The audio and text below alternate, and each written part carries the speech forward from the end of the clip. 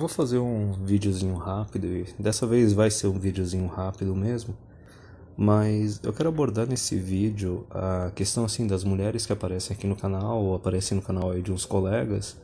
Primeiramente a gente tem aquelas que aparecem pagando de Maria Exceção, certo? Pagando de unicórnio, fazendo que, não, ela valoriza os homens, ela é diferente, isso e aquilo.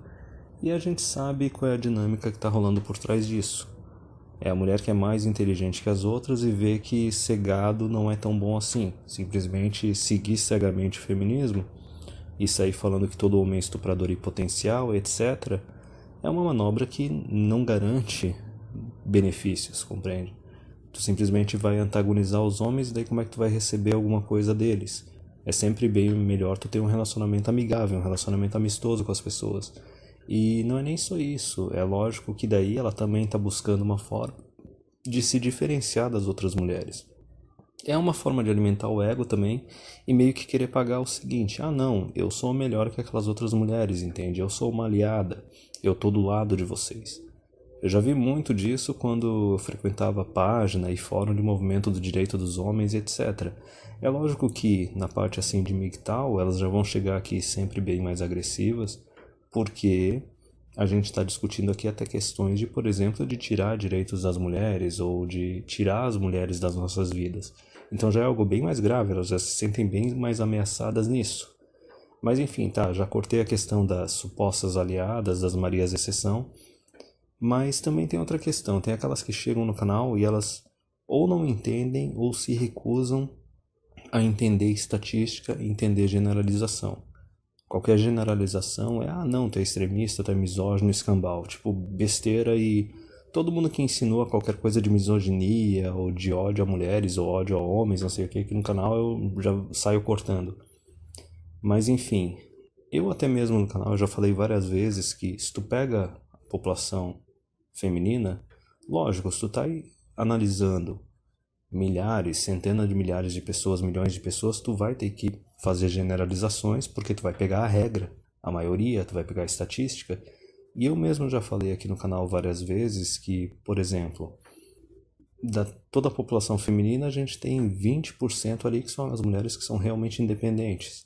Tem a carreira dela, o estudo dela, o salário dela não depende de família, não depende de marido, namorado, etc. Desses 20%, a gente tem 5% que competem de igual para igual com os homens fisicamente e também intelectualmente. Mas e os outros 80%, que ou são dependentes de marido, ou de namorado, ou de familiares, ou até mesmo do governo? É a generalização? É a maioria? É a regra? Certo? A própria exceção simplesmente comprova a regra. E daí nesse caso tem outra coisa também para ser abordada, que é o seguinte: até mesmo aquelas mulheres assim que chegam e falam, não, mas eu valorizo os homens na minha vida, eu não sacaneio eles, eu não vou sacanear eles, nem nada disso. Digamos a mulher que não vai usar a lei feminista para detonar com o namorado ou para detonar com o marido. Se for pegar estatisticamente, essas mulheres também são minoria, também são exceção. Eu não lembro qual que é a estatística, eu acho que é 70% ou 80% dos divórcios são iniciados pelas mulheres. E outra estatística que eu vi nos últimos tempos é que quando a mulher ela tem ensino superior, a chance de ela ser quem vai iniciar o divórcio sobe para 90%. Então veja bem, até mesmo essas mulheres que falam que elas não ferrariam com o marido ou com o namorado, e vamos supor que a gente acredite nelas, ok? Elas são minoria da minoria. Estatística, generalização, já comprova que elas são minoria. Então até mesmo para essas mulheres, veja bem, até mesmo para elas, a conta do feminismo já chegou para elas. Porque vê aí, tu tem uma maioria de mulheres que são dependentes, que usam as leis feministas para ferrar com os companheiros, e daí digamos que essa mulher ela é independente, ela é honesta, ela jura de pé junto que ela jamais vai ferrar com um homem. O que ela pode fazer para provar que ela é diferente? Para fazer o homem confiar, acreditar nela? Não tem nada que possa ser feito nesse caso. Ainda mais com as leis atuais e com agora essa perspectiva que a gente tem de as leis elas estarem piorando cada vez mais. Então, veja bem, o homem já está pagando a conta do feminismo desde lá da década de 60, 70. Só que agora, finalmente, nos últimos 10 anos, algumas mulheres começaram a pagar a conta, e conforme os homens forem abandonando paternidade e casamento e qualquer tipo de relacionamento com mulher que possa gerar um vínculo legal, elas vão ser cada vez mais prejudicadas ainda. Só que, ok, eu já falei dessa questão das mulheres da minoria, né, do 20% de mulheres independentes, 5% de mulheres que têm a mesma capacidade que os homens. Já tirei essa parte a limpo. Até mesmo as mulheres que chegam aqui se comportando que nem aliadas e as que chegam aqui só metendo pau. Vamos falar a respeito dessas mulheres que chegam aqui só metendo pau e que se recusam a entender generalizações e estatística. Por que quando tu tem alguma comunidade, algum ambiente, algum local, onde alguém começa a falar assim, todos os homens são iguais, todos os homens são estupradores em potencial, todos os homens são violentos, por que não é uma quantidade tão grande assim em comparação com as mulheres de homens que chegam lá metendo pau? Porque o homem ele já tem uma visão mais individualista dele mesmo. Ele reconhece que quando fala um negócio desse, estão falando dos outros homens, não estão falando de mim. Eu sou um indivíduo, né? O homem ele tem aquela mentalidade, não, eu sou um indivíduo que não comete essas coisas e o justo não tem que pagar pelo injusto. Eu não tenho que ser responsabilizado ou culpado pelo que uns outros loucos estão fazendo aí. E até mesmo se a gente for pegar essa parte aí do argumento de todo homem é estuprador em potencial ou violento, a gente tem que ver o seguinte, qual é o percentual de homens que batem em mulher ou estupram mulher? É menos de 1%? É menos de 0,1%? É menos de 0,001%? Compreende? Então, olha a comparação. Quando eu digo assim das mulheres que são dependentes, a gente está falando de uma generalização e de uma parte estatística comprovada. Se tu for pegar dados do imposto de renda do IBGE, comprovadamente a maior parte das mulheres são dependentes. Só que quando a gente fala isso, a gente está sendo misógino, a gente está generalizando. Não, tem dados para comprovar isso, certo? Agora, quando chegam e falam, não, mas todo homem é estuprador em potencial, é violento, não sei o que, tipo, os dados também comprovam que é uma minoria de uma minoria, certo? Só que daí tu não pode rebater isso, e até os homens não vão lá rebater isso tanto. Como eu falei, porque o homem ele tem uma visão mais individualista dele. Ele consegue ver que esses outros caras são outros, não é ele. Cada homem tem a sua imagem, cada homem tem o seu valor. Mas por que para as mulheres, toda vez que falam alguma coisa de mulheres como um coletivo, independente de ser generalização ou não ser, por que elas chegam já metendo pau? É muito simples. As mulheres elas têm uma visão coletivista. O homem tem uma visão própria de si mesmo, individualista, as mulheres elas têm uma visão coletivista delas mesmas. Por exemplo, imagina que tem um homem famoso que, sei lá, é um super atleta, um grande cientista, e ele tem uma grande conquista que simplesmente marca o nome dele na história da humanidade. Como é que ele fica marcado? Esse cara são os irmãos Wright lá que inventaram um avião. Ou é o Thomas Edison, não sei o que. Ou é o Galileu, entendeu? Aquele indivíduo conquistou e fez aquilo. A gente não chega e fala, não, ele fez isso e isso foi uma conquista para todos os homens. Entendeu? Não, é uma conquista dele e foi uma contribuição grande para a humanidade. Mas não é aquela coisa, todo homem agora vai se vangloriar por causa de uma coisa que um outro homem fez. Que nem eu falei, o homem ele tem uma visão individualista dele mesmo.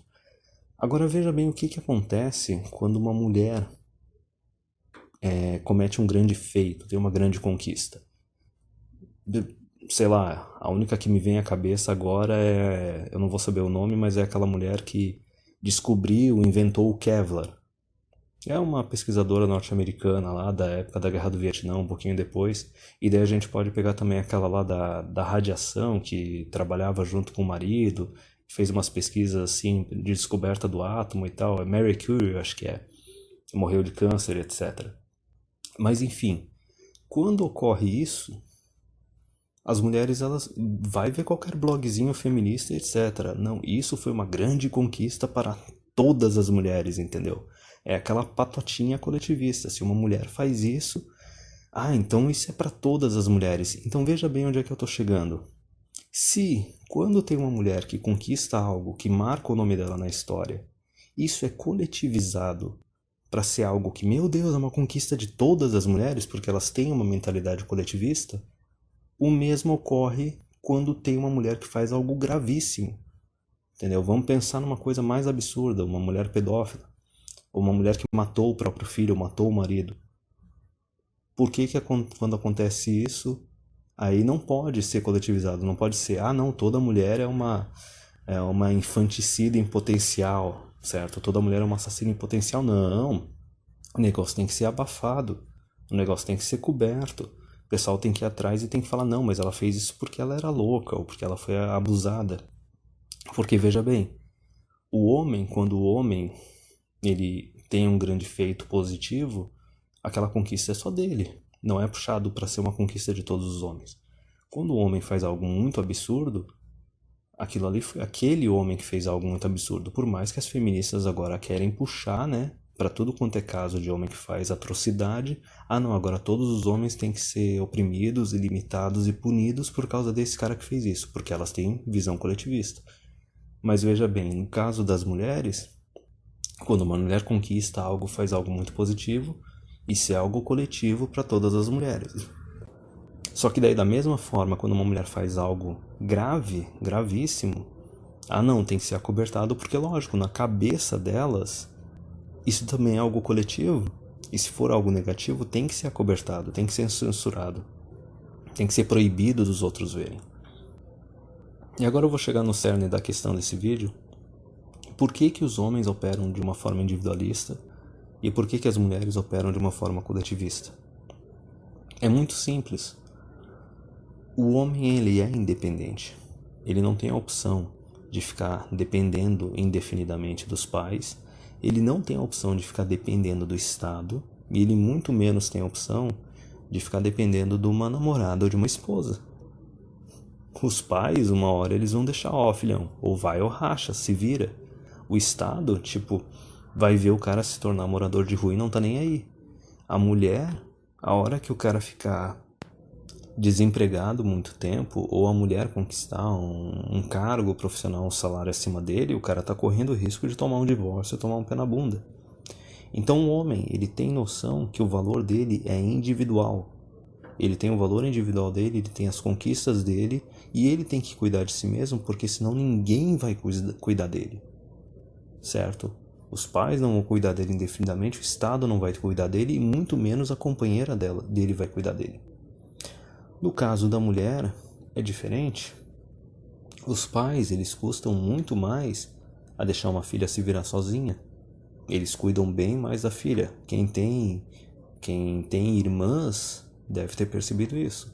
Que os pais, eles cuidaram muito mais da irmã do que cuidaram dele. Nesse caso eu estou falando de homens. O Estado vai ver a quantidade de benefício de lei que tem exclusiva só para mulher. Então o Estado também vai cuidar das mulheres.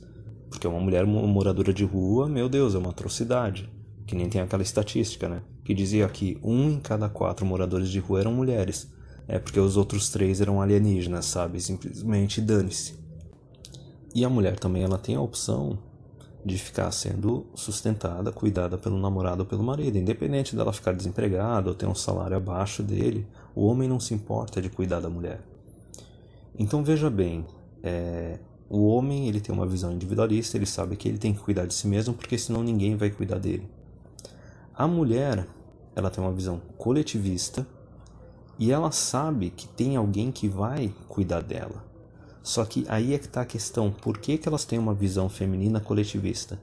Por que tem essa sisterhood über alles, né? A irmandade acima de tudo? O Rolo gosta de usar esse termo, mas por que elas têm essa mentalidade, essa visão coletivista e essa necessidade de sempre promover de forma positiva na sociedade a imagem feminina? Que nem eu disse, as conquistas, os grandes feitos de uma mulher são os grandes feitos de todas as mulheres. E querer esconder, abafar, censurar quando uma mulher comete uma atrocidade. É muito simples. Mesmo que seja só inconscientemente ou instintivamente, elas sabem que na sociedade elas são dependentes. Que nem eu disse, são dependentes da família, né, dos pais, ou dependentes do parceiro, ou dependentes do governo. Só que para uma pessoa continuar sendo dependente, essa pessoa tem que ter uma imagem positiva, os outros têm que estar dispostos a cuidar e sustentar essa pessoa. Então veja bem, É por isso que as mulheres elas querem preservar a imagem feminina o máximo possível, porque isso é uma questão de sobrevivência. A sobrevivência delas, o bem-estar delas depende disso. É só quando tu tem uma imagem positiva das mulheres é que tu vai ter governo cuidando das mulheres, tu vai ter família cuidando das mulheres, tu vai ter homens cuidando das mulheres. Então isso para elas é uma questão de sobrevivência, é uma questão prioritária. É por isso que elas têm essa mentalidade coletivista e elas querem promover e preservar a imagem feminina na sociedade o máximo possível. Mas então, vamos pegar numa visão de longo prazo e vamos analisar o que aconteceu. Acho que, digamos assim, desde a segunda onda feminista, né, década de 60, 70. Então vamos analisar aí o que aconteceu nos últimos 60 anos. Vamos lá. Um monte de mulher destruindo a própria imagem, essa cultura absurda de promiscuidade, esse negócio de agora querer normalizar adultério, normalizar cucagem, compreende? E ainda do outro lado tu tem um monte de lei misândrica sendo implementada, negócio piorando cada vez mais. Então veja bem só o que aconteceu. Na parte dos pais, eu acho que os pais meio que continuam cuidando das filhas. Eu acho que talvez um pouco menos do que cuidavam antes, mas continuam cuidando. Só que tu já consegue ver que os homens já não estão mais dispostos a cuidar tanto de mulher, proteger tanto a mulher e prover tanto para a mulher. Isso está relacionado à misandria na sociedade, isso está relacionado a leis feministas que ferram com o homem, isso está relacionado também com as próprias mulheres. Eu não estou falando, estão fazendo campanha contra a imagem das mulheres. Não, as próprias mulheres se comportando de forma não respeitável, se comportando de forma degenerada e detonando com a própria imagem delas.